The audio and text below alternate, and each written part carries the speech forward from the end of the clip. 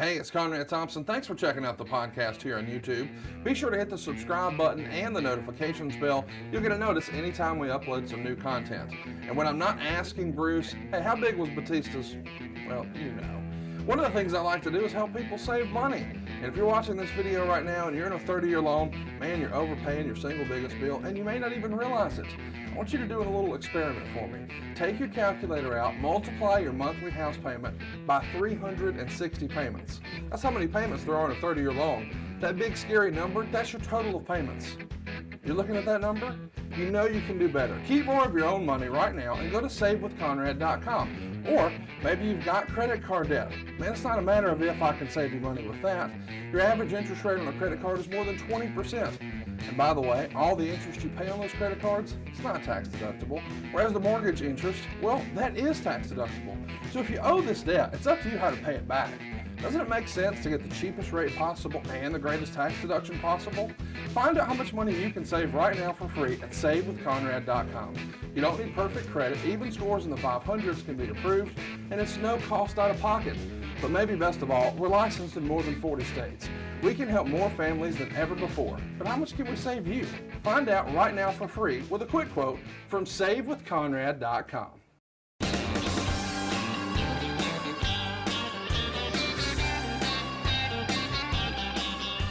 Hey, it's Conrad Thompson, and you're listening to My World. And of course, we couldn't do it without the Hall of Famer himself. Ladies and gentlemen, the one and only Double J, Jeff Jarrett. Jeff, how are you, man? Good, Conrad. I am excited to be a lot of first in my life in 2021. And this is going to be my first Ask Jeff Anything. Pretty excited, you know, as we were teeing things up here. And I don't know what you do, if you were walking the Spice Girls or running honey-do lists, but I was sitting here waiting patiently, but I was flipping through the YouTube channel where, you know, and this is, look, it's just good old two Southern boys, one from Alabama, one from Tennessee. So it's not any big WWE numbers or AEW numbers or Impact YouTube numbers, but we're about to reach 1 million views. Hey, that's pretty cool. I mean, we're starting. Look, this was just a Conrad persistent myth less than 3 months ago. Yeah. I mean, listen, I've been chasing this opportunity for a long time. And now today we're doing something totally different. We're throwing the keys to the audience, letting you guys put your hands on the steering wheel. We got tons of questions for what we're calling Ask Jeff Anything. There's absolutely no way we'll get to them all. Maybe we'll do some of these behind the paywall. Of course, we've got lots of bonus content over at adfreeshows.com. You get all of our shows early and ad free, plus some extra bonus stuff. And boy, have we got a fun August plan for you. Of course, we're getting things kicked off today with Ask Jeff Anything. Next week, we'll be back with New Blood Rising. Yes, a WCW 2000 story you don't want to miss. Of course, we'll finish out the month of August with a couple of SummerSlams, both 98 and 99. And then you tell me, boy, you've got some stories about Hard Justice 2006, a TNA wrestling show where, well, there's a lot of stars with the company by then. Let's jump into it, though. Bret wants to know, how was the whole Ring King adventure in India, and how much did Jeff enjoy his feud with, boy, I'm going to butcher this name, Harbhajan Singh? You said it accurately. Wow, we're jumping right into it's crazy. I've you know, on Twitter that I see, you know, on the hashtag Ask Jeff Anything, and it's amazing how that's the format. You really are letting the listeners take the keys to the kingdom. But I did see this question on there, so we're starting with that. Wow, it's going to catch me off guard, but not really, because it's one of my passion projects. I have said this many times. It was a life experience doing Ricky King and Conrad. I'm just going to get this out in the open right now. If I get too granular in any of these answers, just cut me off, put me on mute, tell me to shut the whatever up, because I could make I can't wait. We're going to do a whole episode. Well, no, you pick the topics, but I'd like to do a whole episode on the entire Ring King experience. Oh, we will.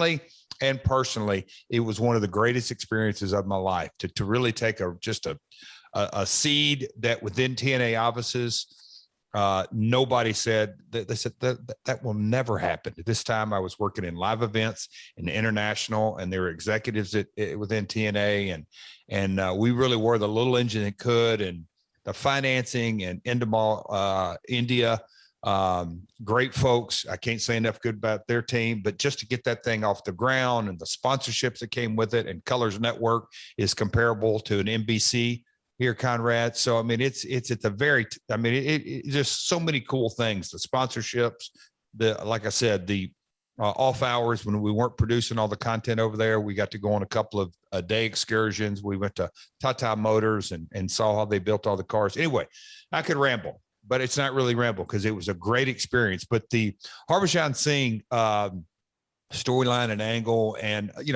most people will not really know and who Harbhajan is, but he's comparable to, I always like to say he was, Michael Jordan might be too much of a stretch, but not really. I mean, a major cricket player, superstar, and married to a real famous actress.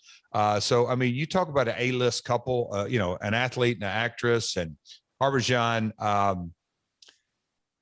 he became a personal friend out of that. He's got a deal with Reebok. He sent me a pair of shoes, and how he signed the shoes. And Conrad, you might have seen this in my man cave. You're like, what's that pair of Reeboks doing on your mantle up there? But if you look real close, it's signed. So, it was a wonderful experience. He's a really good athlete. For those that hadn't seen it, you can probably YouTube this, but I ended up having a blindfold match with Harbhajan. So I was blindfolded and a lot of fun, but I can't say enough about it. And Rinky King was a great experience. Of course, I have to admit, I don't know a ton about this individual, but I looked him up on Instagram, 4.4 million followers, on Twitter, 11.2 million followers. In Alabama, that means he's over. So, be lots more to talk about in the future, I'm sure. Ian, great friend of the show and a strong Twitter follow, writes, Vampiro claimed you wouldn't put him over for the WCW world title. Considering Vamp is legendary for his bending of the truth, is there any truth to this accusation? I won't go granular, but there is absolutely zero truth to that. Just to even digest that, bless his heart. I love Vamp, worked with him a lot of years, but there is zero truth. And to just get it out there, that means that he believes he was in consideration for that title. I don't know. I just, no. You don't think the WCW brass considered him a world champion talent? I never observed that. And I never heard that. Me neither. I just, I'm saying that, but there was zero truth to that, like zero. I'm saying, tell you what, as the question was asked, he bends the truth. That even is, in my opinion, that's even bending the truth for Vamp. So, you got over 100%. Instead of just saying zero, maybe you should put percent at the end. 0%. 0%. Make that our for thing. Sure. Michael McClanahan says, had TNA not been able to secure a deal with Kurt Angle back in 2006, does Jeff believe the company still would have been able to be as successful as it was? If it was not for Kurt Angle, who would the company have built their brand around? I've never been a guy that gets into the hypotheticals and what ifs and, sure, book a dream match here and there, but this format is going to sort of challenge me in a lot of ways to really sort of think that through. Yeah. Because I never really gave that a lot of thought. Would we have been successful? Yes. I sincerely believe we would have, because as a Vince McMahon or a Jim Crockett Sr. or a Eddie Graham or any promoter will tell you that your brand is, at the end of the day, the real strength of it. And Kurt, without question, I was elated to get him. We went after him hard. We wanted him on the team. And I think I've already said this on the podcast. I told Bob Carter that Kurt will identify our brand in so many ways, but we have been as successful. Yes, I believe we would have. Jeff Spurlock wants to know, how did that sweet chin music from Chuck Norris feel at the 94 Survivor Series during the casket match between The Undertaker and Yokozuna feel? I always figured normal wrestling boots wouldn't be that bad, but Chuck was wearing cowboy boots. Conrad, another question. I could probably get into the nitty gritty here, but I like the pace we have going, and I'm going to let you continue to coach me up. And for those that see the video version, I hope Conrad tells me to shut up or speed up or whatever. But I've talked about Owen sort of giving me a little soft ribbon, but I'll say this. Mr. Norris can work. he laid it in there, but no damage. But he obviously, with his background of not just his athletic background and the martial arts, but in Hollywood and his ability to do stunts and not hurt other stuntmen. He knew what he's doing without question. He laid it in, but it looked good. It felt good, but no long-term damage. I'll say that. Lindsay wants to know who made your earlier gear and what was the thought behind having the collar and stripes down the middle. Of course, I believe Eric Bischoff once referred to this outfit as a dick dancer outfit. Yes, he did. I can only assume that you went to Chippendales and were inspired. Now, if you caught last week's episode of the Ain't I Great, we did go into detail about this, but no, that was just a little progression of the Double J tights. I started out obviously as a referee, then short tights. And not long after that, because a lot of guys in the territory, and I can remember having these different conversations. If you look at, Lawler had long tights, the Fabs had long tights. They started in short tights, but they went long tights to Rock and Roll Express. There were a lot of teams that had long tights. And I got criticized for some guys when I went to long tights earlier, like, Jeff, the only good body part you have is your legs, and now you're covering it up. But went to long tights, and then as I sort of progressed, making more of a persona, I did for a short period in Tennessee or USWA. I did the fabulous one, Jeff Jarrett, Simply Irresistible, and all kind of different things. But I was going to just whoa. Evolve. No. Here we go. I know. See, I'm teeing you up. I fished you and got it. I get it. It's a wrestling podcast, but he's saving us money on our mortgage. Do you really trust this process? The reviews don't lie. 5-star review after 5-star review. We make it fast, we make it easy, and it's no cost or obligation. Give us a shot to earn your business. I'm telling you, you'll be glad you did, especially if you like keeping more of your own money. You don't need perfect credit or money out of your pocket. So what are you waiting for? Hurry to savewithconrad.com. Did you just say Simply Irresistible? Did you come out to that song? Oh, you're going to get chastised online for not knowing that. If you're a Jeff Jarrett fan, I'm not. I've hated you my whole life. So how would I know that? Right, but I'm just saying. You hated me in the past. I don't like you today. The Robert Palmer song. Let's just play a little so everybody knows what we're talking about, because this was heat, brother. Oh, big. And I'm coming out as a baby face. That's what to this. Oh my God.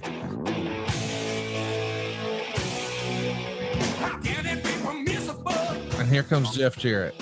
Early 90s, baby. Can you just not feel it? Can you not feel that, Conrad? You hated my guts before you even knew me. Oh, God. You were on full-blown Rat Patrol back then. Listen to this. I mean, listen. Nobody can argue that this wasn't a hit song, but that you heard it and you said, that's it. I'm going to shave my body. Oh, keep it self-tan around. I'll tell you when they cut it every night in the small spot shows, if you kept the music going.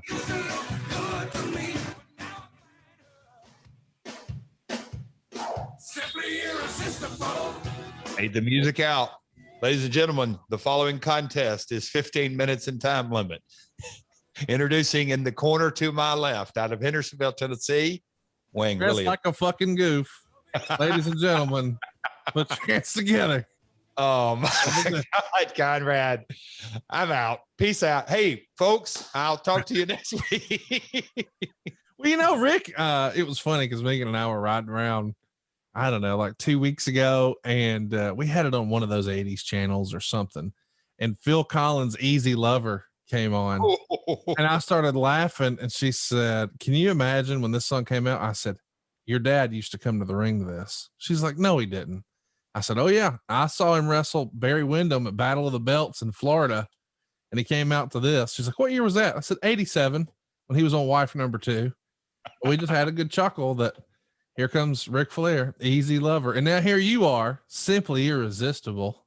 So a little story, riding with my youngest daughter to a basketball tournament, and, Sirius has, the 70s, 80s, 90s, yeah. The 90s. She actually is like, she likes the 90s. And, she was born in, 06, 04, not 06, 04. But so, way before her time. But I just saw a little blurb on, was it Instagram? Something about Vanilla Ice, who went into, while the reason why 90s pop culture is so hot, it's because it's the last era. This is his belief. It's the last era before you knew what your favorite star had for lunch or where they hung out coming out of the gym. It was the last era of pre-social media. That's the simple way to say it. But he really got into great detail, and that anyway. So back when stars were stars and they were out of reach, and no, I get it. Back when I wore the nice dick dancer outfit and you screamed and cheered at me like you were my greatest fan right there. I said, no. So who made that gear though? What's the lady's name? Shout them out. Oh, so, okay. You ready for this? Ready. 6 degrees of Charlie Collins, Miss Collins, was her name. She lived in East Nashville, and her husband played on the Grand Ole Opry for years and years and years, and made different country music. I don't know that any like leading artists, but a lot of bands and backup singers and that kind of stuff. She's the one who physically made it. I came up with the design. We talked about this last week. There were some other ins and outs of it, but the material and all that, just God, what a different era. I mean, just such a different era that, a lot of folks in the 80s and 90s were still in that. It's funny how time has sort of progressed, because you sort of wore the old simple Carlin Hildegard tights, just the most, I mean, like we just brought up Rick, Rick's tights were, once he took the robe off, he wore what everybody else did, but his robe set him apart. So the costuming and, if you look at my creative career or promoter career, certainly, where I believe it's so identifiable what you wear to the ring and how you look, and the music, simply irresistible. It was, you popped for it. Kurt wants to know if WWE let bygones be bygones and brought you back in 2001. Well, for all of the inevitable ladder matches, TLC matches, Hell in a Cell, and Elimination Chamber matches that you would have been in, and all the pushing the limits that those guys were doing physically, do you think your career would have been able to last as long as it ultimately did? I do. On some kind of bonus deal, and we've talked about this, my long-term applied kinesiologist, he's more than a chiropractor. I've always really focused on preventive maintenance, stretching. Yes, everybody works out. I mean, you look at Jeff Hardy, he's still rocking and rolling, and that guy, I mean, he's up there with, I really can't think of a talent that has put his body through.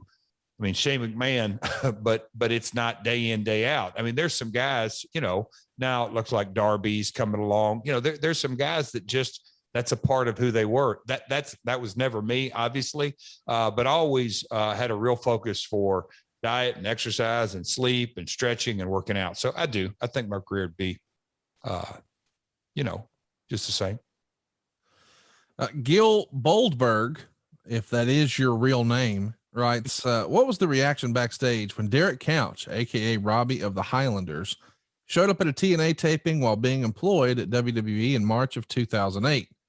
Since this played a part of getting him fired, does Jeff regret showing him on camera during the broadcast? Man, how about that question right between the eyes? What do I regret? So the question is, do I regret? Well, you showed a guy who worked for WWE in the crowd at your show. Yes. And because you showed him, he got fired. So the question is, should you have shown him? Do you regret getting a man fired? You cost him his job because you made a decision. Okay. I don't.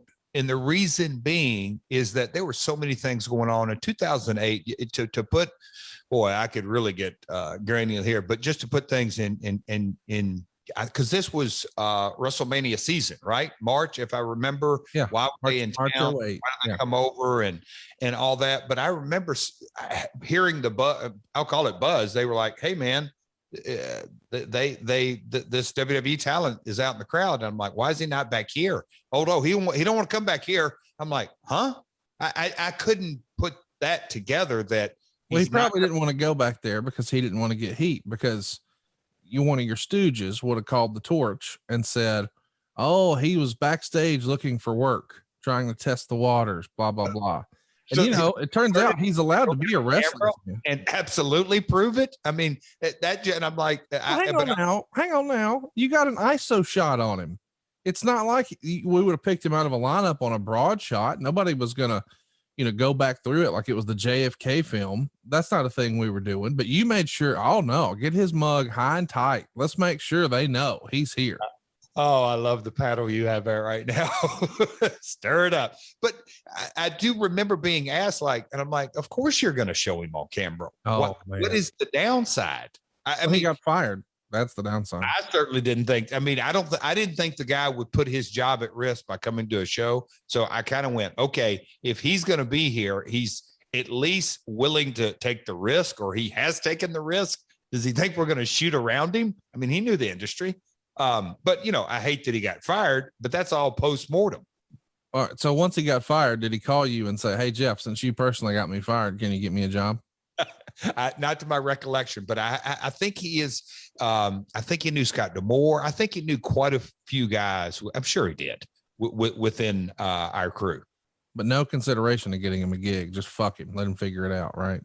I don't think that was an option. I have a feeling he had a non-compete. Well, that's a good story. I wonder. We need to do a follow-up on the next Ask Jeff Anything. I'll do some research. Here's what we need to do. We need to get him on the show. Okay. Ad-free bonus content. No. I want everybody to see this. Let's get him on camera. And here's the thing. I don't even know what that guy's doing now, but I haven't heard from him in forever. So let me ask you, just if we can stop down just for a second. You ever heard of Wrestler's Court? I know you have. Oh yeah, I'm in the loop, and I think you need to be brought up on charges. Okay, so let's just identify. Can we get? I think Tony Schiavone would be an excellent defense lawyer on my behalf. Well, let me give you a spoiler. He's done interviews since where he says that in retrospect, I think it was kind of my way of getting fired. He was unhappy. So he's let you off the hook, but we got to run him down. I don't know what he's doing, but he's probably a regular dude with a real life now and got a real gig and all that. I think wrestlers have real lives. Yeah. That's a derogatory comment that you just. No, buddy.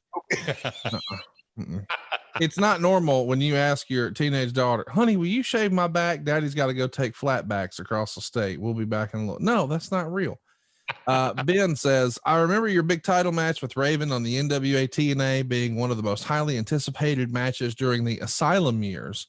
What was it about that feud and about Raven that you think made the angle and the match so memorable?" Great question. Conrad, did you ever attend any of the Asylum shows? About 40. My jaw just dropped open. Maybe I'm high. Maybe that's high, but more than yeah, it was a regular stop for me. It was 2 hours up the road. Yeah. Okay. But wow, I learned something new every day about my partner. So the Asylum fans that were crazies, and we had sort of got into a rhythm of the storytelling, and we'll call it the regulars. And there was a section called the heel section that was right as you walk down the ramp to the right as you walk down the ramp. Raven is super talented. In a lot of ways, I don't know what his age would have been then, but me and him were both in our mid-30s, so seasoned, knew what to do. We really had good chemistry, and things just clicked, and it was that weekly episodic. And I don't think I can understate how important the crowd was to to the storyline and to the week in and week out. And when we built that, we sort of put,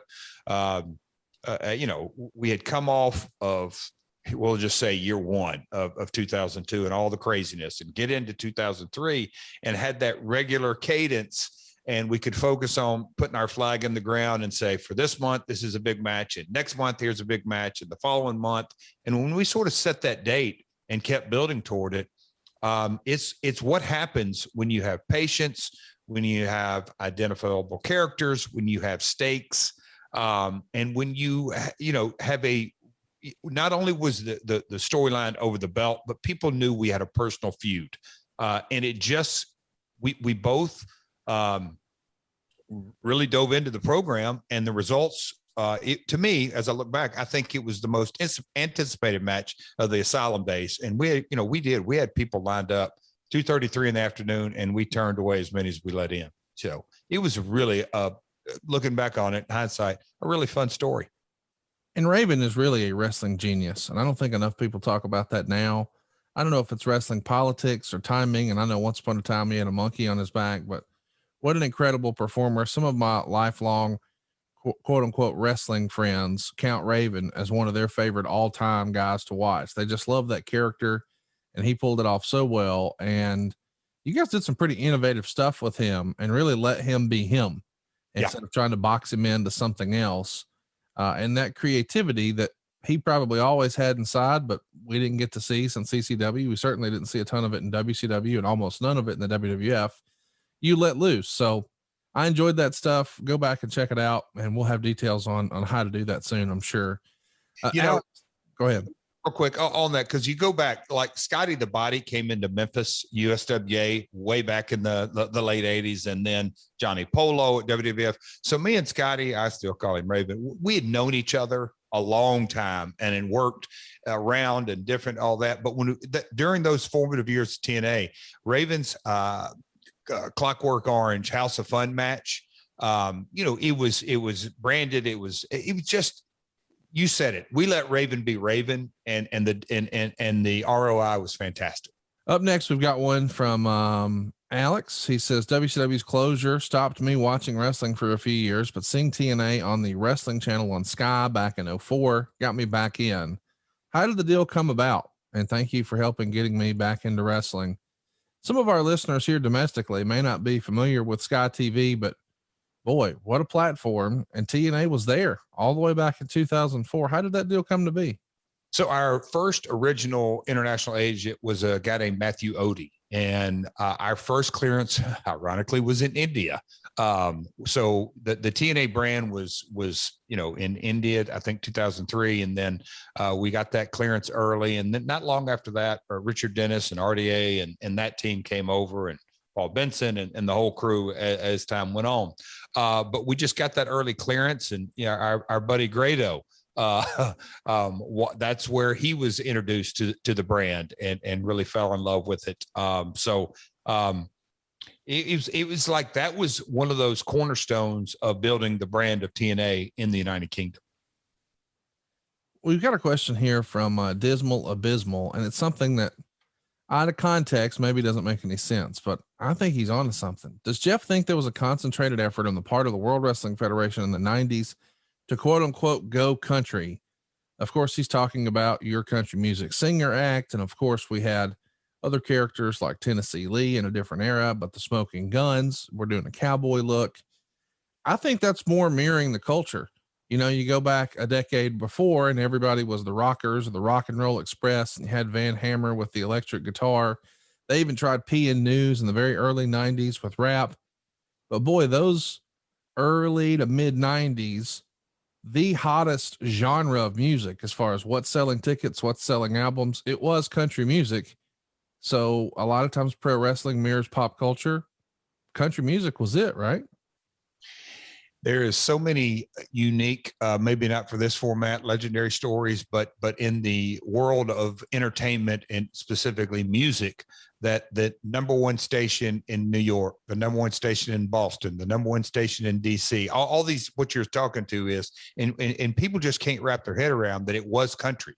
And, that there was that level of Toby Keith just broke out, but Clint Black and the Hat Axe. But then Garth came along and he just changed everything. He was, his records that he hold, but he grabbed America in so many different ways.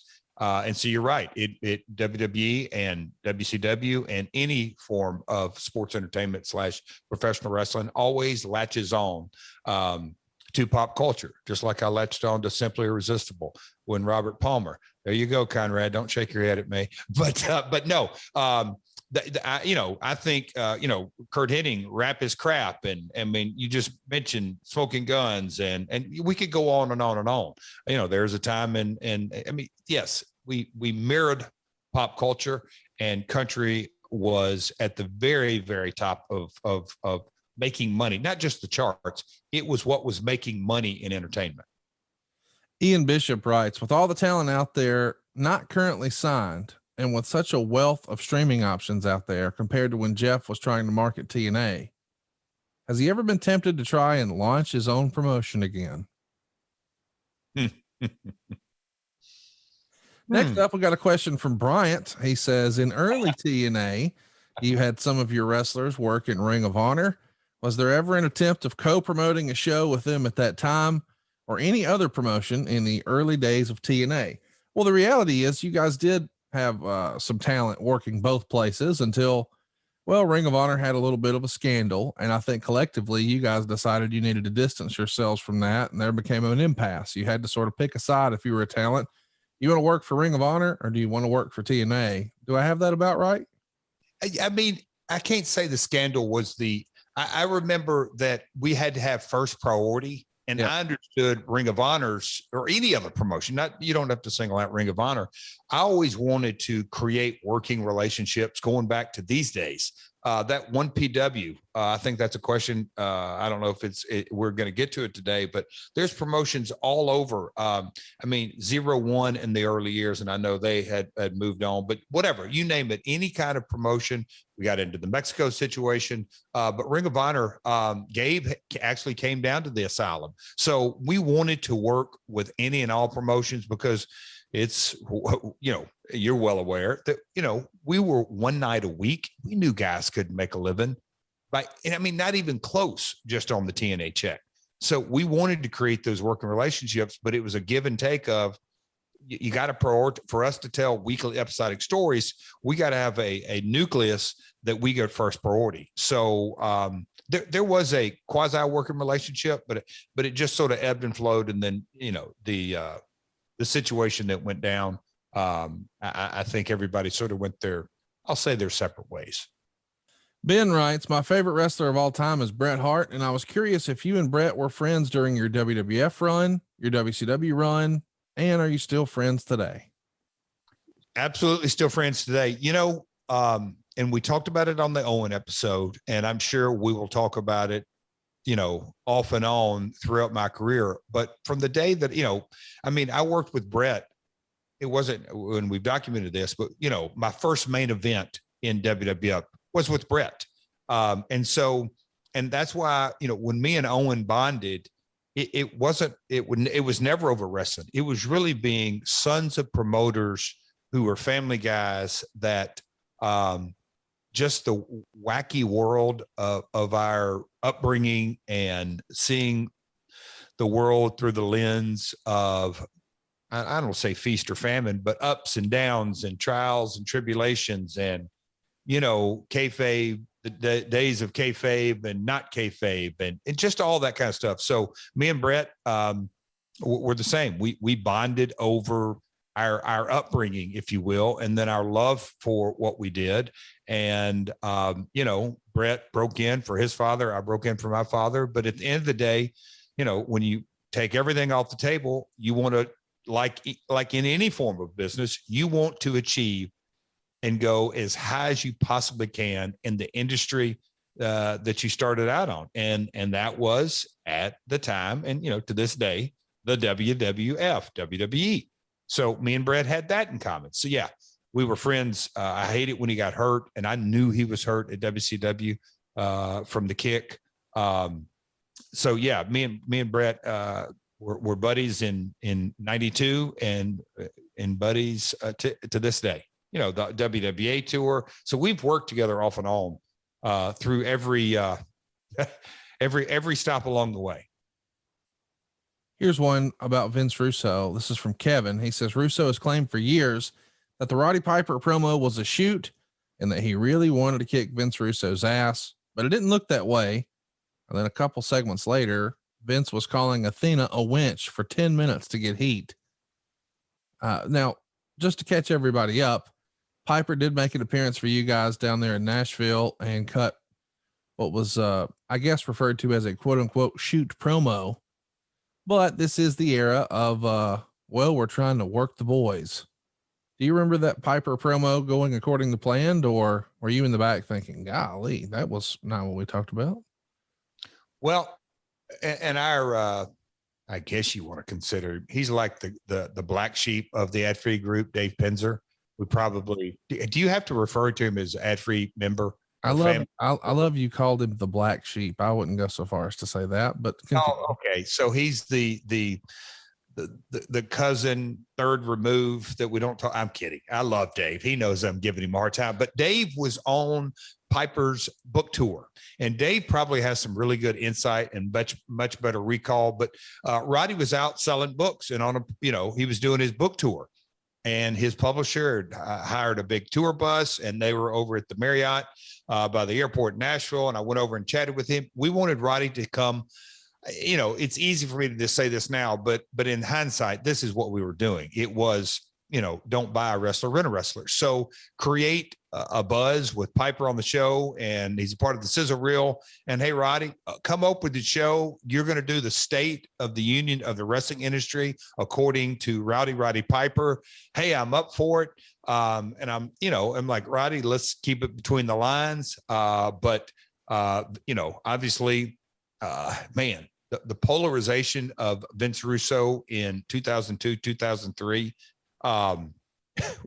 you just can't, would you say that it's at its fever pitch right then? I want to say pretty much during that time frame. I may be off, but I know that he was for sure lightning rod, and he didn't like that was a shoot. He did not like what Piper was saying, and he went to the ring, but then nothing really happened. If I recall, it was just, we're going to stare each other down and get in a promo. And Roddy had just come off hip replacement surgery. So I don't think there was going to be fighting on his end. I don't think Vince was going to fight on his.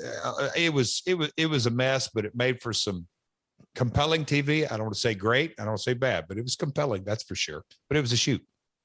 Tyler says, you've gotten the chance to share the ring with tons of legends and Hall of Famers over the course of your career. Who are some people that you never got the chance to work with that you wish you would have been able to? Oh gosh. I mean, if you go back, I'm not a Mike Tenay professor historian, but I'm up there. I would have, I got to work with Tenryu, who was a Japan great, but I could go through a couple of Japanese stars and Mexican stars. But in the US, one guy, one guy that I would be sitting there listening under his learning tree or giving out a pitch. I would have loved to have worked with Pat Patterson or been his partner. That would have been just a really cool treat, because his creativity and his talent and his mindset, and obviously his athletic ability in his day. Pat ranks right up there at the very, very top. I actually got to have a match with Dory Funk, and Terry Funk. So I've Harley got to hit me with the chair, and I got to hit Harley with the chair. So the greats that I grew up on, the NWA champion and that kind of stuff, never got to step a foot in the ring with Jack Briscoe. But man, I've sort of checked my bucket list opponents, unless you can come up with one off the top of your head. But Pat has always been, in my mind, ranked right up there at the very top. Michael wants to know, any good Billy Joe Travis stories? Growing up watching CWA wrestling on Channel 2 out of Nashville on Saturdays, I always remembered you two teaming together. Oh, wow. Billy Joe Travis. Billy really helped me as a young talent. Wow, a Billy Joe Travis story. There's some been ribs played on him, and I told that at the live show. That's backstage. I told you that one, or I told you in Silva that one, where he was winking at the girl on the front row because he thought the girl on the front row had actually sent him a nice little love letter. And then the love letter, it said, "Wink at me. I'm on section 3, first row," whatever her seat number was. So he winks at this girl during the entire match. And the girl sitting on the front row has no idea why Billy's winking at him. That was a rib plate on Billy, but Billy really helped me a lot. I'll say this. We got ABC affiliate Channel 2 here in Nashville, and me and Billy had a program with the Rock and Roll RPMs, Mike Davis and Tommy Lane, and the program clicked right. And the coverage back in those days, people can't really relate to this because it was, 6 channels, 3 networks, and 3 U channels, and just it clicked. But Billy, when we were, for the high school gyms and armories, we did 2,000 fans in Shelbyville, Tennessee, and Columbia, Tennessee. Really big houses for those times. Billy, I guess that's maybe the first spot show sellout run that I went on. And Billy he's one of the first guys that told me, "Look, it's sold out there, so we don't need to do as much as we did, or what you're thinking. Let's just let it sink in and just go out and have a basic, good, simple match. They're going to be into everything." I guess he's maybe the first one that taught me less is more when you got to sell out in that type of environment. It's not a pay-per-view. It's not TV. It's just go have fun with the people. Mike wants to know, in hindsight, do you wish you would have convinced Monty Brown to stay? I've always thought that Monty and AJ should have been the faces of TNA. So that is under the assumption that I didn't try my ass off. I could take you to the bench in Doubletree at Orlando that me and Monty Brown probably had maybe a 90-minute to a 2-hour conversation. And look, I had, I'm talking to a guy, and it goes without saying, Monty knew that I had been in WCW, I had been in WWF, and been in champions in both, and gotten those payoffs, and sort of, been on the other side of the fence. And so I'm not going to be a hypocrite and tell him that we can pay him as much money. The only thing that, and I got it, Monty had family and extended family had to take care of, and the only thing that I'm offering him is hope, and that hope doesn't pay the bills. But I damn sure tried. Man, did I try in so many ways. And Monty will tell you that, but I can tell you, I could take you to the exact spot that me and Monty sort of had there.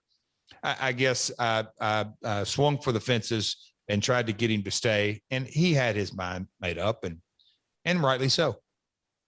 J.M. Wagner says, I like Southern Justice, the former Godwins. Do you think WWE cut the gimmick too soon? Also, did the Harris brothers steal the gimmick of big guys in suits and glasses later on in WCW with you? 2 different gimmicks. I love Southern Justice. If my memory serves me correctly, Mark Canterbury hurt his neck. That's right. And there was a lot of just complete changeover at the time. My haircut. It's just lots of moving parts. Had they gone with that, I think the 3 of us could have, because I think Southern Justice out, Tennessee Lee in, Mark got his neck hurt. There was just a lot of moving parts. I loved my time. Those are 2 of the funniest guys in the world to travel with and hang with and all that. But we made a good unit, and they were, I guess the title, what Southern Justice. Ron and Don, they were in suits and bodyguards, and they were called Creative Control. And it was just it really, only a couple of years apart, just completely different characters.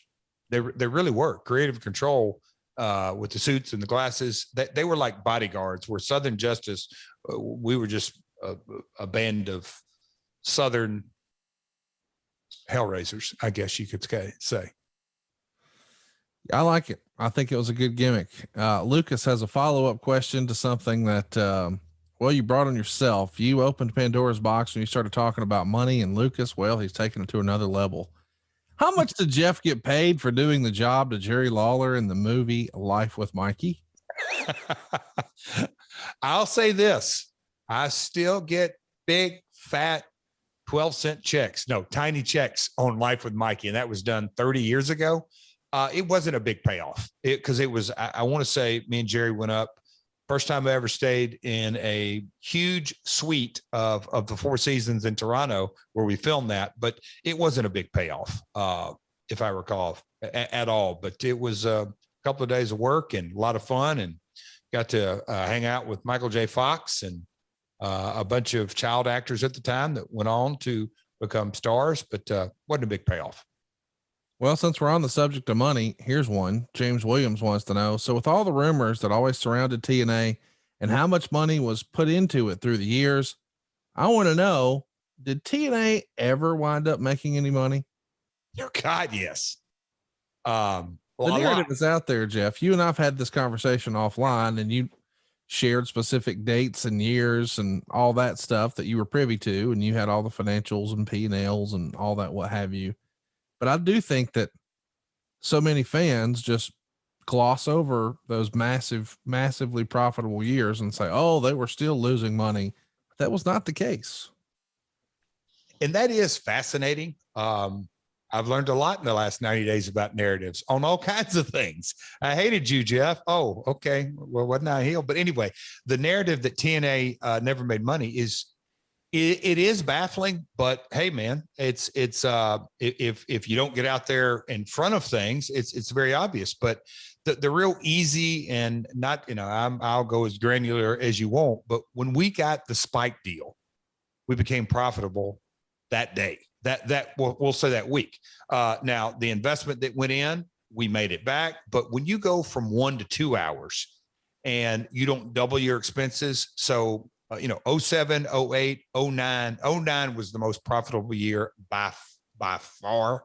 And, I received those owner checks, and the talent was, there was, Kurt Angle making great money. I mean, there was a lot of guys making really good money. Would you get in trouble if you took a ballpark guess as to what the profit was in 09? Would you get in trouble revealing that? Just guess. Okay. Profit. And that's paying bills and paying investors back and paying, all kinds of things back. 8-10 million. Wow. It's just, it's kind of crazy to think on that. And our investment, and I don't know, I don't want to get into hypotheticals and all that, but the Carter's investment it just wasn't as rich as people seem to think, because, the asylum, and I've gotten into the asylum days, that's about $100,000 a week. So, and that's, that's what we were spending. So we were making some money. We didn't go in that proverbial deep, dark hole that people, I guess, believe, I don't know, but it goes without saying, when we got the Spike deal, we became profitable that day. You and I had a conversation about a series of tapings that you did once for a television project that was ordered. And you said, oh, well, I knew we could make money with it because my talent budget was this, and the building cost this, and all the travel was going to cost that. And I was getting paid this. And so you and I just very quickly hit it off from a business standpoint of the business of professional wrestling, not just talking about creative angles and storylines and all the what have you, but dollars and cents, black and white. I guess red and black, those are the colors that matter. And I was just shocked at how your quote unquote wrestler brain worked, because I didn't realize at the time, this is before you and I ever clicked record on anything. I was visiting your house to set up your equipment with Dave Silva and Cassio Kid. Wow, this guy has multiple hats here. He's got the wrestler hat, but he's also got the promoter, entrepreneur, businessman hat. And how could you not, growing up with your dad, who's had more businesses than we have fingers and toes? But you know what? And that is something that I'm lucky. I'm blessed, because my grandmother is a whole nother layer to that. And her sitting down with me and saying, about really buying my first road car and a credit card, just sort of the simple basics, but rolling along and running a simple spot show, knowing, okay, 26 or 29% goes to talent. Your building's this, you're building that, just how to break a show down. Like, the Jim Crockett, your office is in your shirt pocket. So carrying that kind of knowledge with me and really knowing, and you look at it today, and with all the 2021, the good, the bad, and the ugly, and everything that goes with it, what we do, and I'm saying we collectively as wrestling promoters, executive producers, owners, whatever you want to say, we produce content, and the content is monetized. And now when you look at, we'll say WWE, they put on a Raw and you go, oh, well, USA pays them this, and they do. Okay. So that's a paycheck. YouTube's a paycheck. Peacock's a paycheck. Merch. Yeah, I was going to say so you run Monday Night Raw, but you're making $15 a head on merchandise. Oh, okay. That's that. Well, those $15 a head on merchandise, that's not counting that Mattel money and that 2K money. It really is simple. And the Shop Zone, et cetera, et cetera, et cetera. I mean, we could go on and on. That's why I absolutely am in love with this business and the opportunities that it presents today. And the gosh, when we're going in these TNA questions and thinking about that Robbie question or just different talent. And now with independent wrestling and what a buzz it has, Conrad, and the amount of talent that's on the market. And that's what drives the industry, is monetizing the talent. And how do you monetize the talent? You make more than you spend on production and lights and everything with that. I mean, it's just so simple, but it's not. But it really is. It is super simple. And looking at AEW's future and a Wednesday and a Friday and the pay-per-views and then the international, and you look at WWE with NXT, just everything going on, and Impact and Ring of Honor and AAA and CML. I mean, just it's really, really, as you can tell, I get fired. I'm really excited about the future of the industry.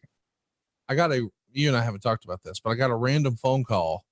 I shouldn't say random, but there is a shall we say, a power plant wrestler who made it to WCW TV and had some appearances in other places too, but he's out of the business these days.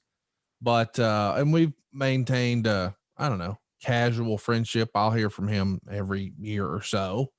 Mm-hmm. And it'll usually just be about something that was said on the podcast, but he hit me up and asked if I was available for a quick call, and he could not rave enough about this particular show.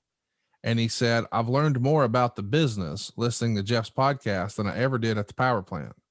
And I came to the realization that at the power plant, I learned how to work a match. I learned how to take bumps and how to take care of my opponent. And I learned in-ring psychology and how to tell a story. But listening to Jeff's show, I've realized nobody ever taught me the wrestling business. So pretty high praise for you and your ability to sort of switch hats. It's interesting. Conrad, can I just, and we won't do too many more sidebars, but I'll, the story you told me about, you were going to college. Yep. And what the professor or the teacher told you, and you went in and did the mortgage and the leads and all that you figured out real quick. College ain't, and I don't want to. Well, here's the story. I'm in business. I got a scholarship. Yes. Tell this story. Year. And it was like a full ride at a community college, which is funny, but I knew I wanted to get into sales and I didn't want to be out of that area because I already was in business and making money. So I'm like, okay, this will check all the boxes of what I think I'm supposed to do. And my teacher was Van Scott, and I took all of his business classes because I knew that's what I wanted to do.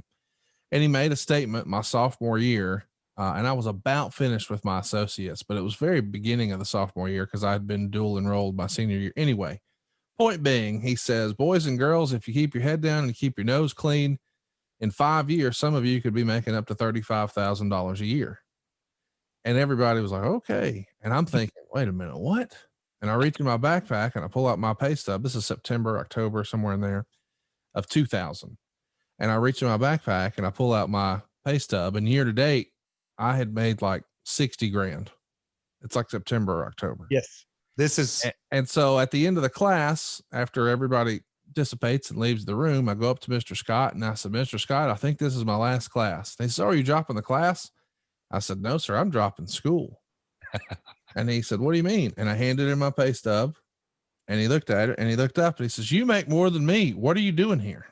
And that was all the confirmation I needed. And I don't mean to throw him under the bus. And so obviously he saw the value in higher education and dedicated his life to it, but if you're taking a business class to figure out how to make money, I'd figured it out at 19 years old. So I was off to the races, and it worked out, knock on wood. So I'm a community college dropout, but yeah, the idea was I had figured out business, but that came from a grandfather who was an entrepreneur, 2 grandmothers who were entrepreneurs, 2 aunts and uncles who were entrepreneurs. Obviously my parents owned businesses too. So I had learned a lot about business and what to do and what not to do. And I figured out very early in life how to make money. So you and I are just sort of on the same wavelength about a lot of business stuff that other folks might not get and say, no, why are they doing that? But I can just say, hey, here's what we're going to do. And you're like, oh yeah, well, that makes perfect sense. And there's no further explanation needed, which is why I think we get along so well. That's why when I was walking this weekend, I said, hey, you ever read that book, Good to Great? Of course. There's some things that, folks, well, I won't divulge, but we got some things cooking along with Jeff and Conrad and ad free and other stuff that I am really excited about, because the old hedgehog concept of Jim Collins is got to have a passion. Yep. You got to be good at what you do, and you got to have a niche at what you do. He says you got to be the best in the world at it. You just got to be really good at something. You got to have a passion for it. And then you've got to be able to quantify. It's got to be, okay, what is my quantifying factor of making money? If those 3 come together, and then you just get up every morning, roll up your sleeves, go to work and bust your ass and don't have excuses, good things will happen. I believe that. I told my daughter that this weekend. And between the 2 of us, I think we've got 3 things we're working on collectively that are going to get a lot of people talking. So I'm excited. I really am. I am. The real Brock Hall says, what do you think of the Voodoo Kin Mafia versus the WWE angle? Was there a true payoff in mind when it was created, or was it just going to be something for buzz purposes only? So for those of you who didn't watch TNA in this era, easy for me to say, you had some former WWE talent who were once upon a time pretty close with Hunter Hearst Helmsley and obviously Vince McMahon.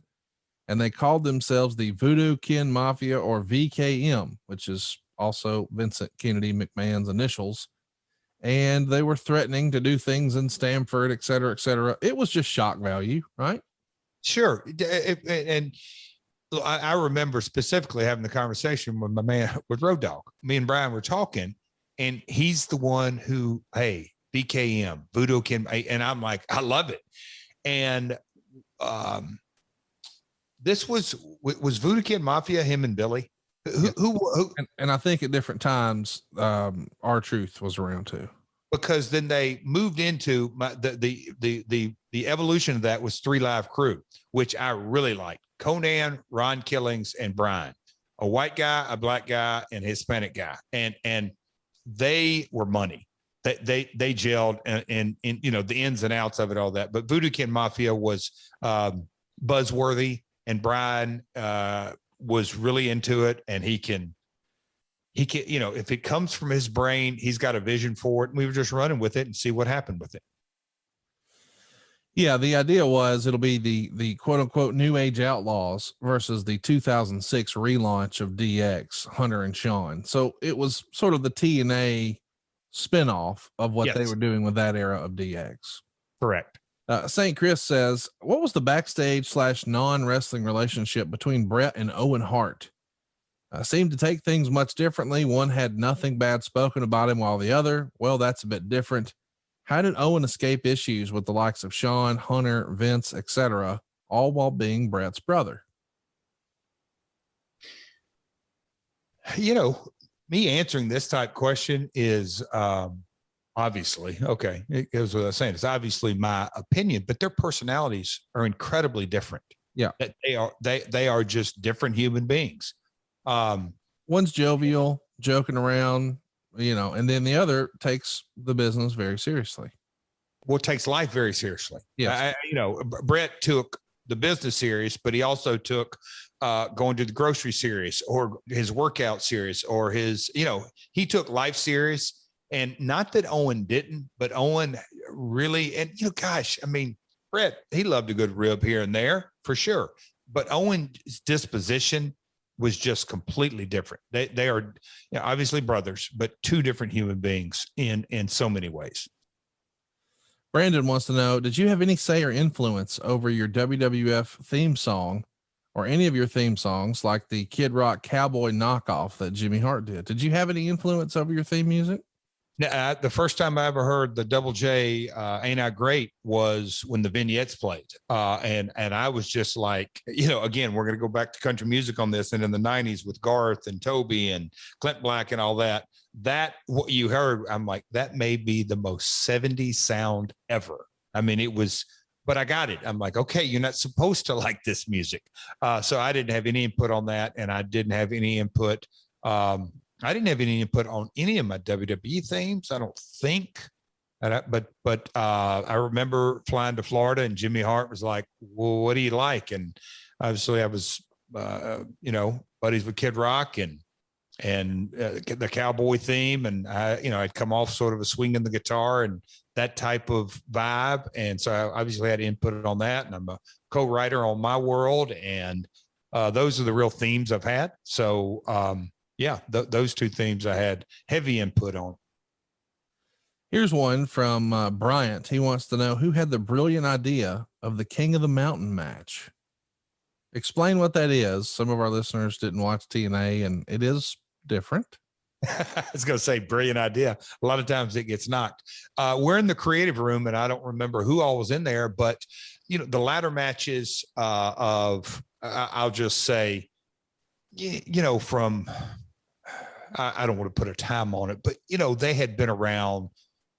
Shawn and Razor's ladder match in a lot of ways put that on the global map. And so now we're several years removed from that. And so I threw out the idea, let's do a ladder match. But without, you know, that's the Ultimate match. Ultimate X match is a ladder match without a ladder. The King of the Mountain match, how can we make this different and have more than two guys in it? Because if you anyway, so we just kicked around ideas and I said, what happens if we hang the belt? And the old proverbial thing, when you're kids, when you climb to the top of the mountain and you call push everybody off. So we started with that seed of having the belt as a champion going, a lot of times the ladder match, it can be held up. And I said, no, a champion goes within it, but we hang the belt. And then we got into with 5 guys. And I said, let's figure a way where pinfalls mean something to add another layer to it. And then, okay, if you're going to get beat, I can remember, God, I've tried to recall this exact story, but I'm like, all right, if you get beat, are you going to be out of the match? We're going to have elimination. I thought that can really complicate it because now you're going to eliminate guys. But anyway, if you get beat, you get penalized, you get put in a penalty box. So it's pretty simple once you clear out all the clutter, and it is go in the match and hang that belt. And that's that's how the match is won. And if you get pinned along the way, you got to go in the penalty box, but you can only hang that belt unless you get a pinfall to get qualified. So it's a 2-stage match. Penalty box. Yeah. Can't wait to bust you on this one. Adam Leeson wants to know, who was the ultimate get in Jeff's time in charge of TNA? Was it Hogan? Boy. Going back to an earlier question, Kurt was huge. Yeah. I would have to say Kurt. So who else do we have in there? Because you got Hogan, Hogan, Flair, and I mean, there was so Hogan, many. Flair, Sting, Savage. Yeah, but Angle. I mean, we had Sting early, so he wasn't so much. People, when we got him full time, it wasn't like a big publicized thing because we had him in the asylum once or twice, and then we had him, So I mean, Sting's importance in the history of TNA is it, without question, goes up there at the very, very top. But I'd still have to say the ultimate get was Kurt. Wow. Here's one from the Italian Stallion. This is way back. He wants to know, what did Sting whisper to you before he gave you the Scorpion Death Drop at the 96 World War III pay-per-view? Oh, dear. By the way, it's these type of questions that make me love wrestling fans, Jeff, because in reality, he probably whispered, hey, it's 2-for-1 kamikazes at the Marriott tonight. But in storyline, there was this deep, dark secret that, it's something more than what it really is, which I think is great. So what event was this? Because I may have a little context for this. Maybe the 1996 World War III pay-per-view. As a reminder, Sting turned all the fake. Was there a bunch of fake Stings in this match? I don't know, Jeff. I just know that he turned.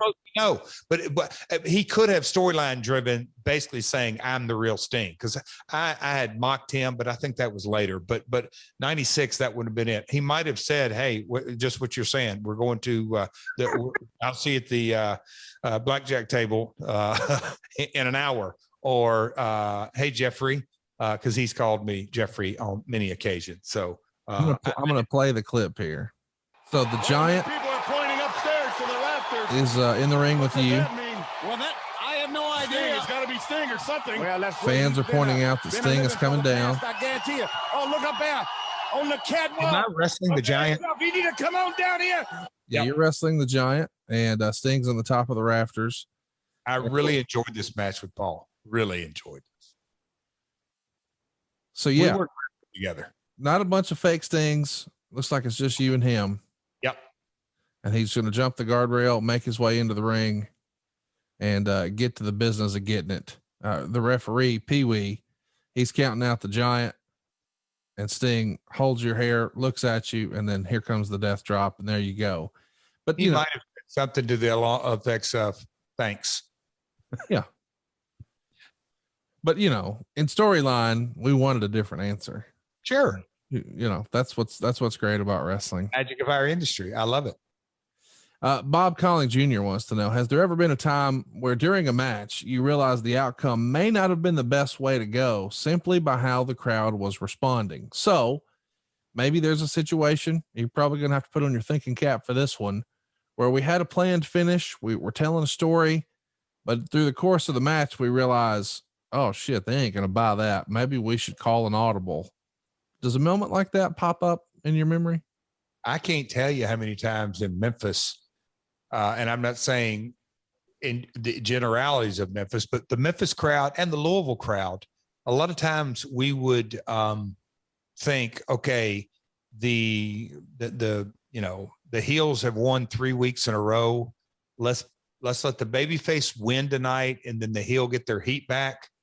And when the babyface wins, there's this huge pop, and then when the heel jumps back and they're beating the shit out of the babyface again, you can just sort of let the air out of the building, and the people were like, "Hey man, we've seen this 4 weeks in a row. Let us win once. Come on." They're just not the response. The heel didn't get their heat back, and that's really in that weekly episodic. That's very granular, Conrad. But I can't. In TNA, same thing. The Asylum. Sometimes you just have to give, and Dutch always told me this. Look, sometimes just let it breathe for a moment and let the people have a little satisfaction.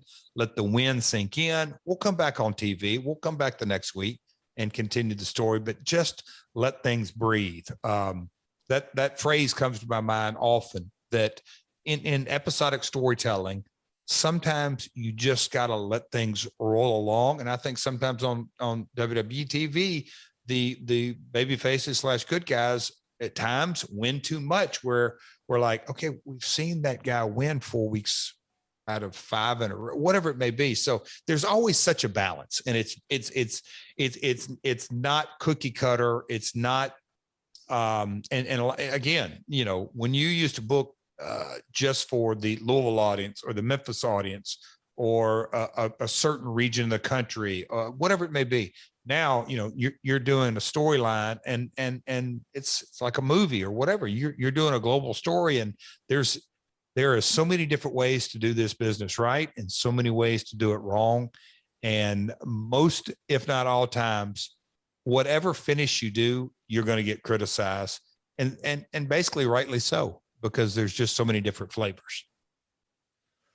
Here's one that we didn't go deep on when we talked about your Wrestlemania experiences. I'm sure we will another time. But Jeff Springer wants to know, I know your match got canceled, but how was the rest of your day at your first Wrestlemania? It's really cool. I mean, Madison Square Garden. I mean, I broke in 86 and here it is, what, 9 years later? No, 8 years later. That 94. Yeah. So, to be on a WrestleMania, it was huge. And, we had done that whole, it's really cool to be a talent from January to Mania in the WWE, because there's so much momentum, and the Rumble carries in, and you just, it's that vibe, and the building and the houses are up, and, the live events are good and the payoffs are good. And then you get to Mania and this is a big blow off. So it was a wonderful experience. Here's one. Have you ever met George Strait, Alan Jackson, or George Jones? This is from John Rivera. Yes to all three. You went to George Strait. Yes. Alan Jackson. Yes. George Jones. Oh yeah. Oh, George. My dad bought George's old house. Remember I told you that story? Did you buy it from George? No. I don't think so. Yes. I need to ask. Look, when we sit down with him, yes. Oh, yeah, because there's stories. It'd be hilarious, them at a closing table and he rides along over there. And Tammy. Yeah. Tremendous. Tim wants to know, which role do you prefer the most, performer, booker, or owner? Today? Owner. Ever. It goes, I have fond memories, and obviously you got, out on the road after a long tour, putting on those boots every night, as much as you love it, sometimes that gets old. I'll say, I think there's a difference, the role of booking and creating and visioning and the vision of things. I love that. I absolutely, because there's a component of marketing, there's a component of booking, there's a component of executive producing. I love all that. The day ins and day outs of I'll say producing an episodic television show.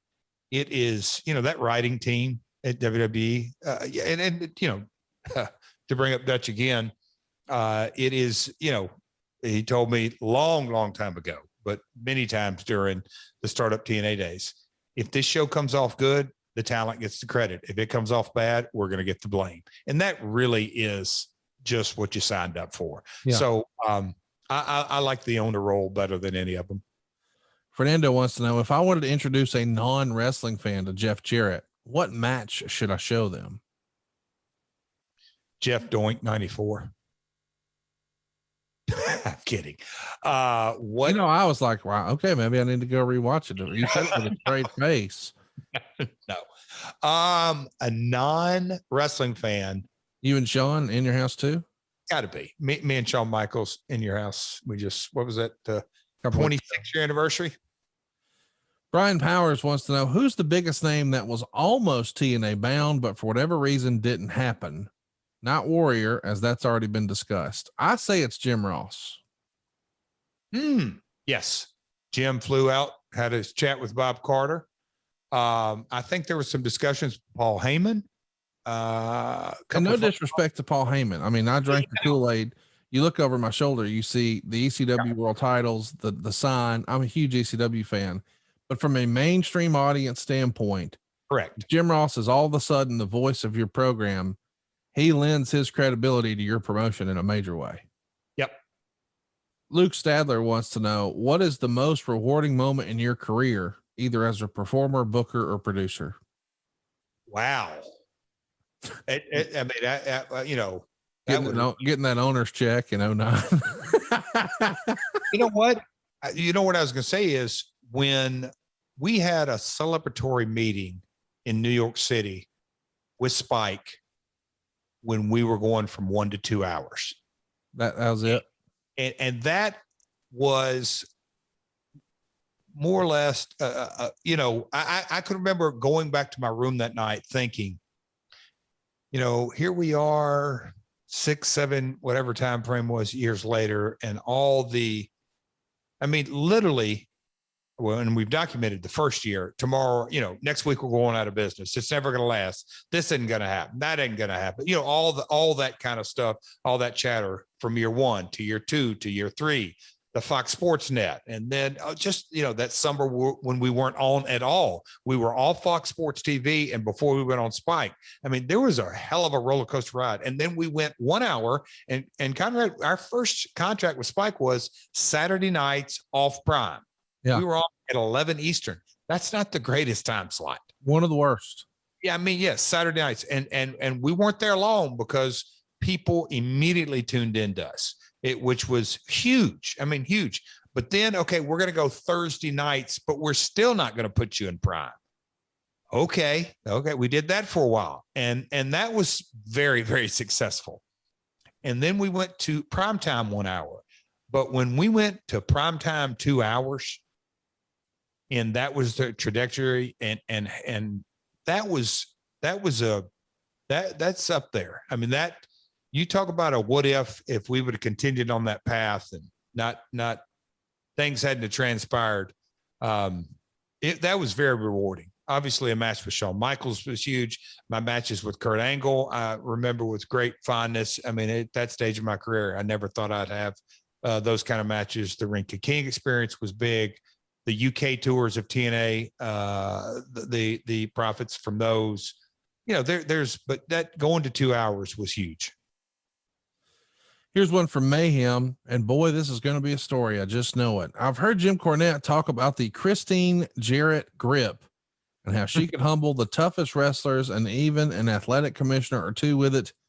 Any stories, or can you comment on the Christine Jarrett grip? Oh Lord, I certainly can. I've felt that grip. She would come up behind you too if you didn't see her coming, and she would grab you by the arm. Can I talk with you right now? That type tone. There are so many stories, and I've and through the years I've heard different guys come up to me and tell me little one-offs, and she's gone out and back parking lots and knocked on car doors and get your butt back in the building. And she was tough. I mean, with building managers, no nonsense. She had such an endearing way with fans, but would never get pushed over by, she's dealt with drunks at buildings, to box office managers, to athletic commissions, who tried to throw their weight around, just all kinds of things. She had such a business sense about her. But man, no nonsense. And if she's dealing with one of the boys, she would, and a lot, I've seen her grab Billy Travis by the earlobe and pull him into a corner when she would be really mad at him for something he did or said or showing up late.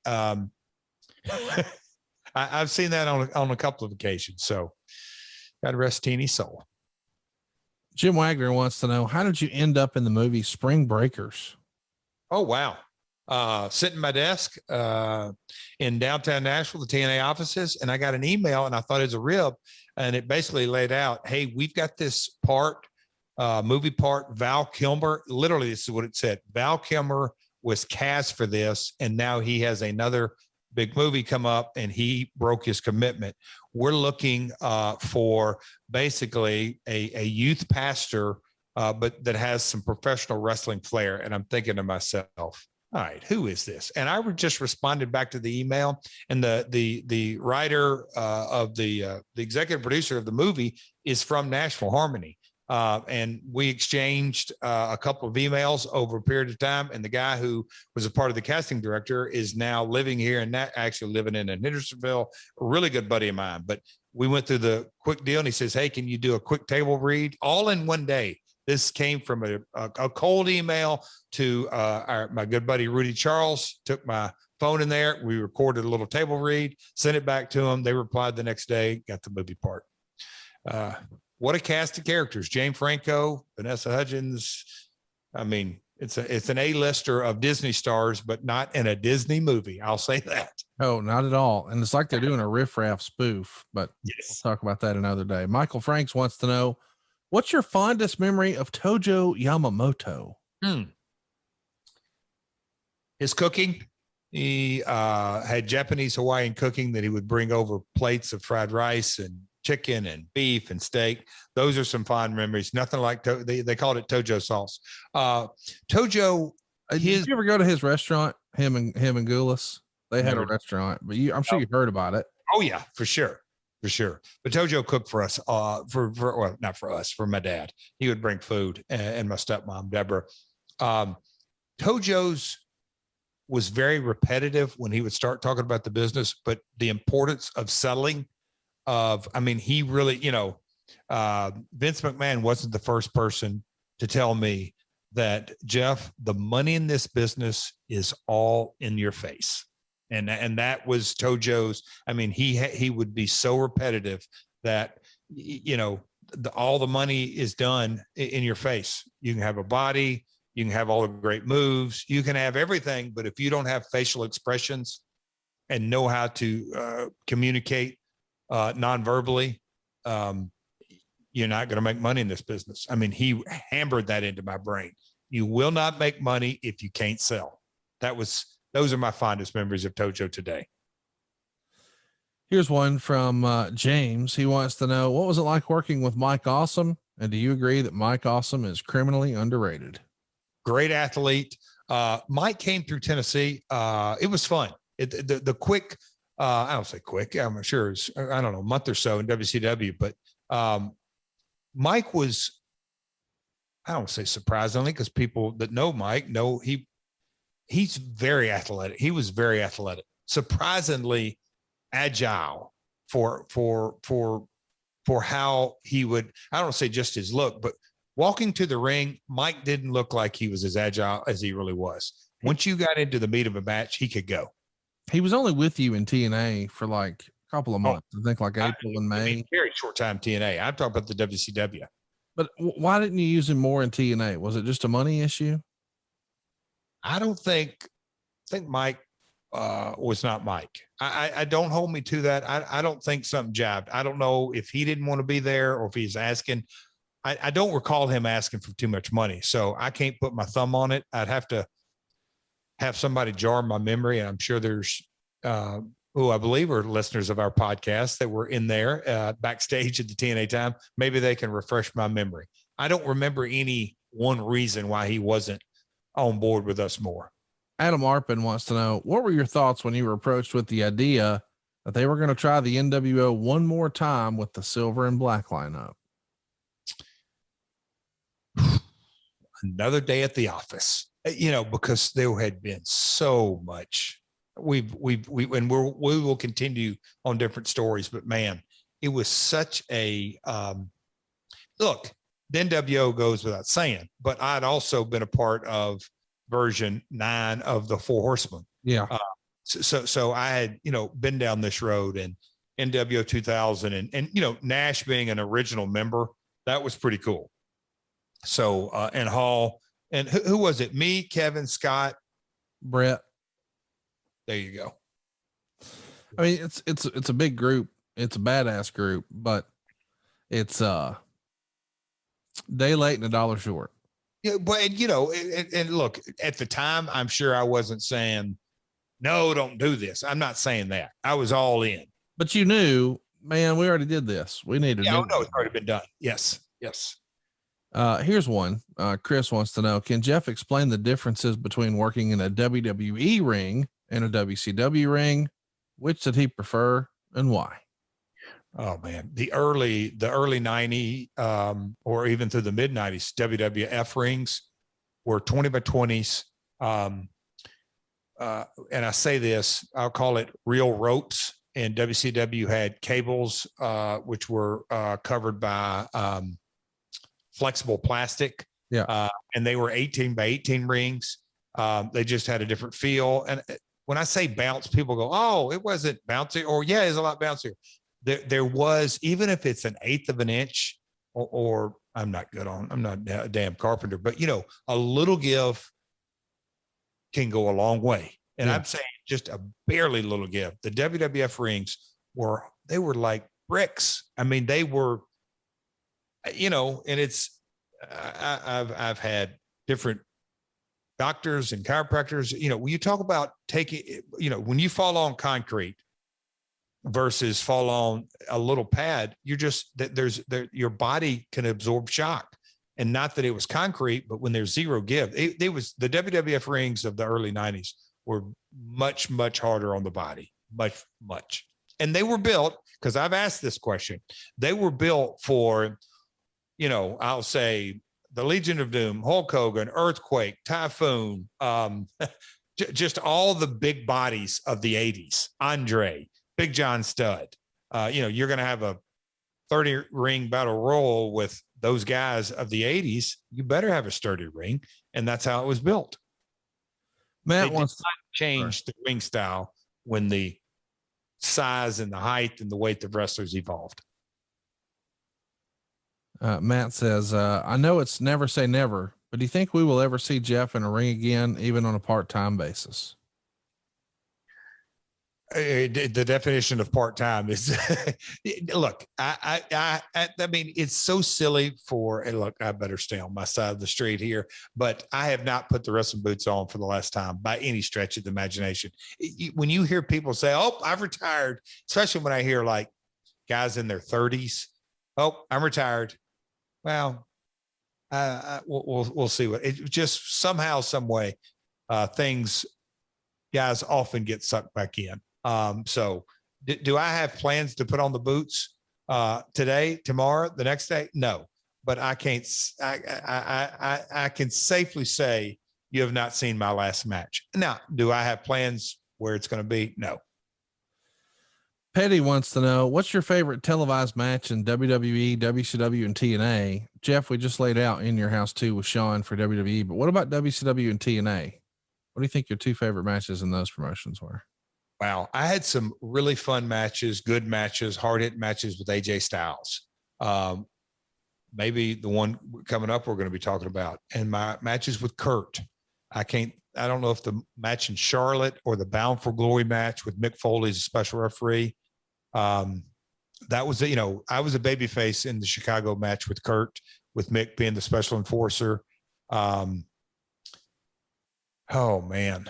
Let me ask, a Kurt question. In hindsight, do you regret that you guys did that angle? Oh no, not at all.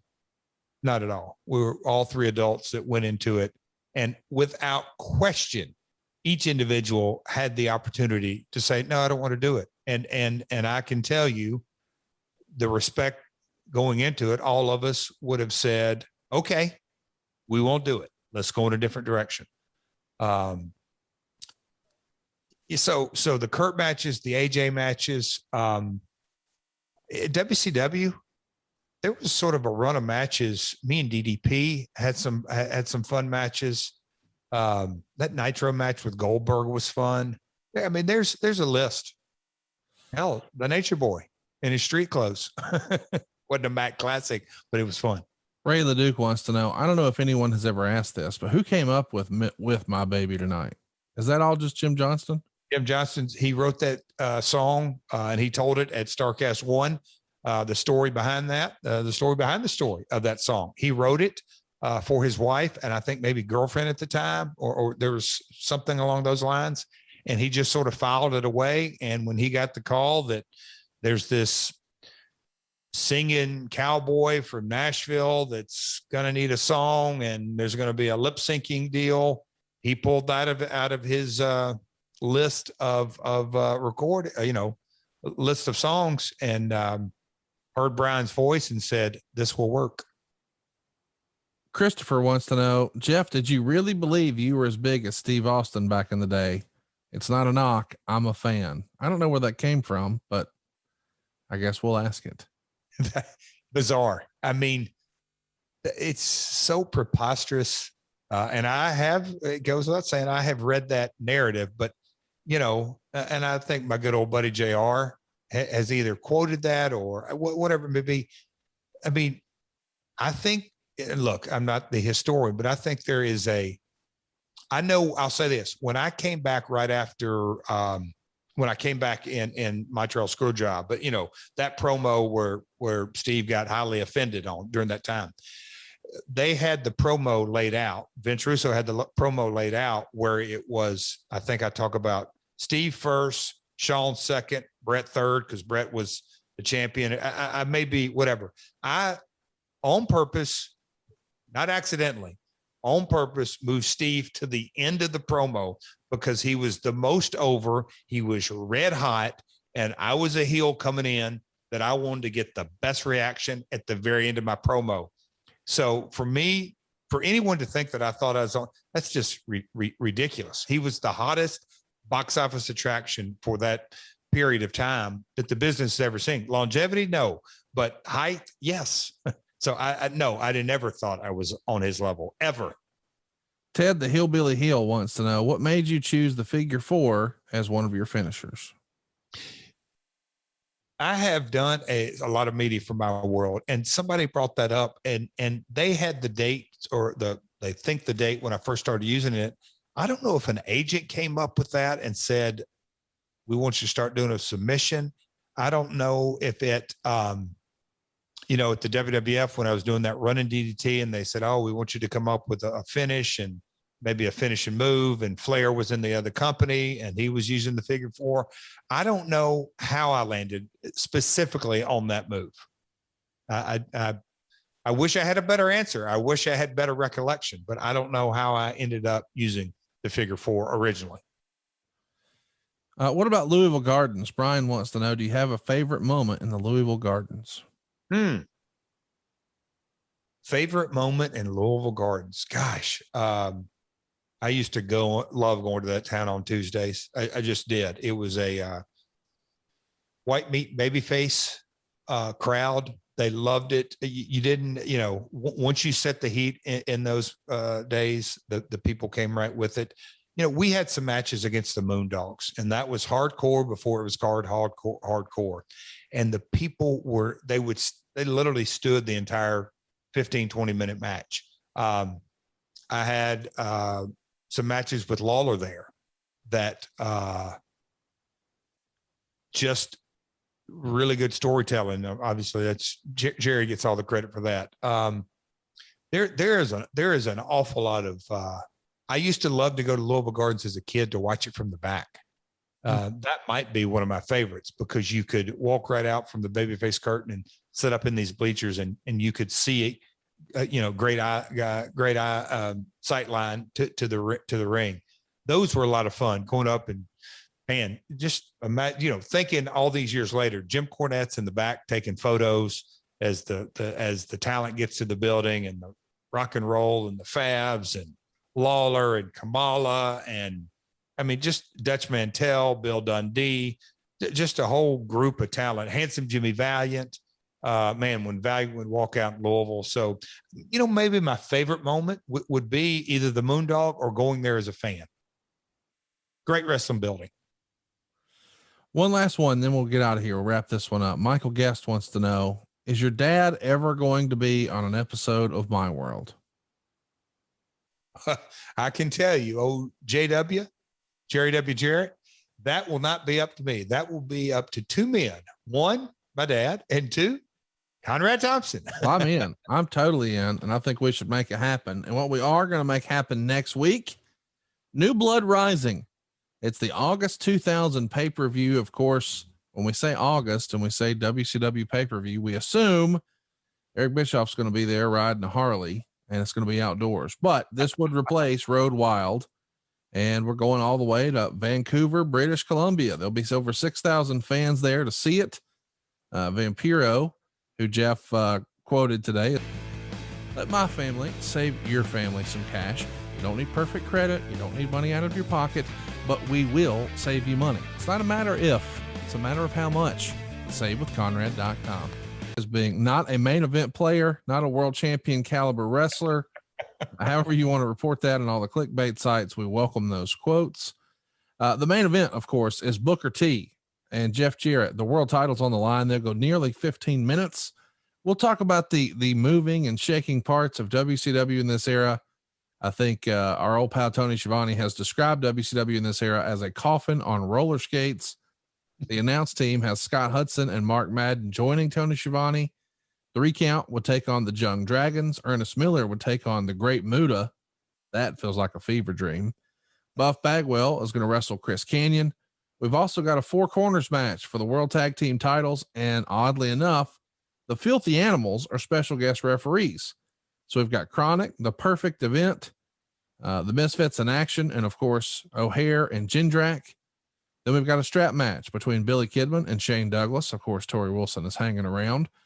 Then we'll have a mud rip off the clothes match. That's a real thing here in 2000 with Major Guns and Miss Hancock rather. There'll be a singles match between Sting and the Demon. That's a real sentence. Lance Storm is going to take on Mike Awesome. The WCW United's heavyweight championship will be on the line, but it'll be a Canadian rules match. We've also got the Dark Carnival, which is Vampiro and the Great Muta taking on Chronic for the World Tag Straps. And then Kevin Nash is going to defeat Goldberg and Scott Steiner in a triple threat before we finally get to our main event. And man, when you look at that roster, golly, dude, there is so much talent there. It's hard to believe that this is not a booming promotion, but that's probably not the word to use to describe WCW in August of 2000. It's not, what makes a number one hit? Is it the song or the singer? You got to think it's the song, not necessarily the singer. So yeah, we had some great singers, but didn't always have some great hits being played. But I mean, the platform and TNT and TBS and Thunder and Nitro and everything that went with it. But boy, by this point, lots and lots and lots of water under that bridge. And it wasn't real. I wouldn't call it Crystal Springs. We also want to mention too, we do have some bonus episodes coming your way. All these episodes are early and ad free over at adfreeshows.com. SummerSlam 98 is on deck 2 weeks from now, then SummerSlam 99 and Hard Justice 2006. And we do have a couple of tricks up our sleeve coming in more recent weeks. We're looking forward to this, man. And by the way, can we just mention what a great time it is to be a wrestling fan? You know, it feels like just once fans came back, the volume got turned up on both channels in a hurry. Did it not? And that is talking to some folks overseas that I've been having lots of communication with. And, you know, it always goes into the pandemic and those kind of discussions. And wow, we didn't realize how much we missed the fans being there, but just watching Raw and SmackDown and Dynamite, and you see just the energy in the talent. It's irreplaceable. The fans, it is. And watching the YouTube clips, I mean, I watched a bit of Impact from Skyway Studios, and although it's you know, it's a small studio, but having it's like Memphis Wrestling back in the day, having 150 fans in there makes a difference. But you know, lining up and you know, Cena and you know, the names, it's so much fun. And I think you alluded to this. I don't know if it was on our podcast or where you heard say that when things just line up and the presentation is done on such a high level and the production values and the characters are so defined, it's what a rush. So lots of, I'm excited about the fall. We're here. It's the dog days of summer and football practice going on out there. And a little guy, Cody, is sweating his butt off, but we're rolling along here. But I'm excited about the future of the industry in so many ways. Peek behind the curtain. How is Cody's wrist? I know football practice, one of his first days with pads, he got dinged up. How's he doing today? The cast is still there. I hate it for him. But he's doing fine. He's out there. He's still, you know, he's at practice every day and sweating and got his visor out over there. And, you know, it's that you can see, and the middle school kids, Conrad, you can go back to those times. They're in that, are they little boys or are they little men? And a lot of times when these hot 98-degree days are out there, there's a lot of the little boy traits come out of them. But he's good. He's good. I appreciate you asking. I can only imagine, especially during the summer, because I broke an elbow during the summer. Man, you want to talk about ruining your summer as a little kid. You got to get around the pool like this, and you got to get around the lake like this. And, you know, he's got a pool in his backyard and a lake in his backyard, and he's got to be No more tubing. We'll go tubing before the year's up. But we were going, I don't say every day, but every other day. I pulled him on the tube on the jet ski. It's great for me to get out of the house and we can do it in an hour. But those days are gone. But that's another thing I thought you were going with. That cast is going to stink so bad because he's sweating. I mean, how do you get around it? I told Karen, I'm like, hey, it is what it is. He's going to be stinking. She's going to be Febrezing his arm all the time. I can just see it in my mind. You see that? Yep. I feel like we need some Febreze for next week's show and haven't even recorded it yet. WCW in 2000 PU. Woo.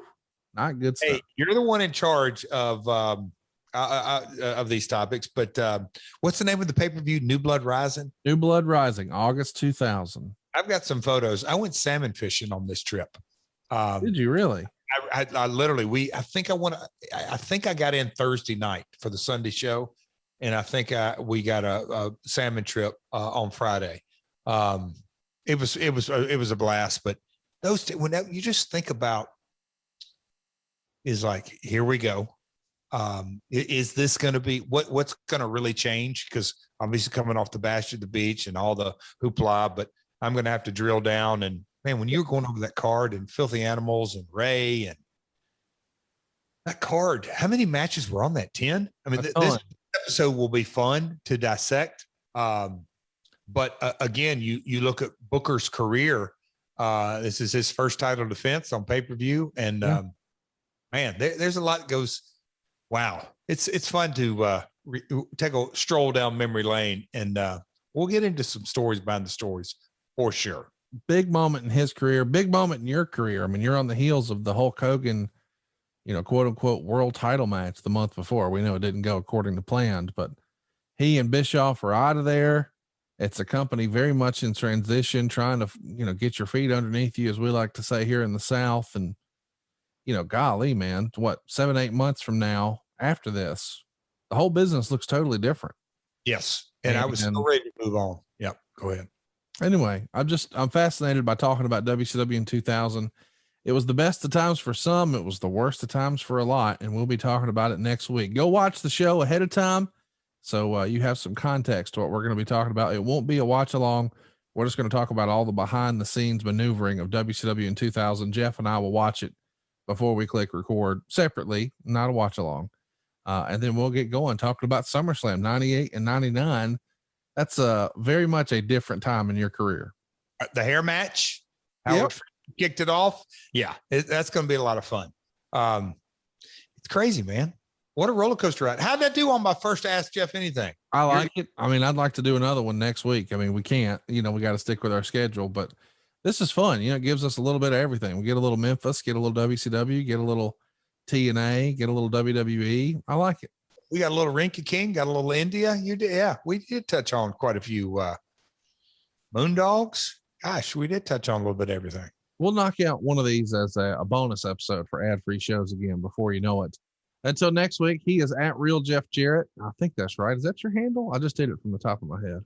At Real Jeff Jarrett, Twitter, Instagram, Facebook, and the website is realjeffjarrett.com. And of course, I am at Hey, it's Conrad. You can find us at, where, the My World Podcast every Tuesday right here on Cumulus. Hey, it's Conrad Thompson. Thanks for checking out the podcast here on YouTube. Be sure to hit the subscribe button and the notifications bell so you get a notice anytime we upload some new content. And go save yourself some money right now.